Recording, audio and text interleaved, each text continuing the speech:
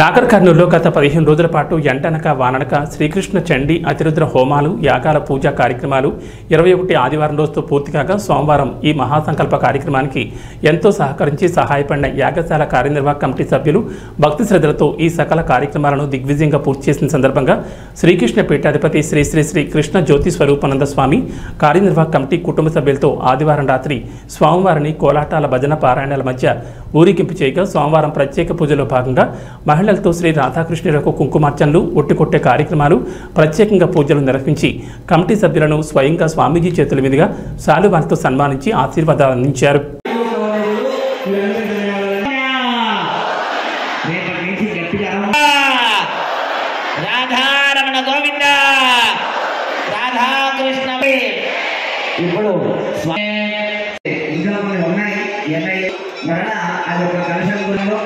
ఒక కలశానికి ఉన్నటువంటి ప్రాముఖ్యత చాలా గొప్పది. ఎందుకంటే వాసుదేవ మరి కుంకుమార్చన చేస్తున్నప్పుడు ప్రాముఖ్యత కనిపించలేదు కదండి. ఆలోచన చర్యలు బోధించి పెడుతున్నారు.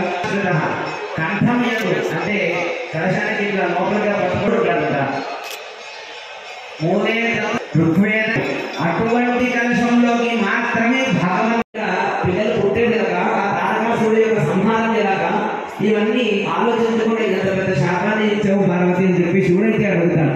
మరి ఆ పుత్ర శోకంతో అమ్మవారు పుత్రుడు పుట్టాలి ఎలాగని చెప్పి ఒక బొమ్మను తయారు చేస్తుంది. అందమే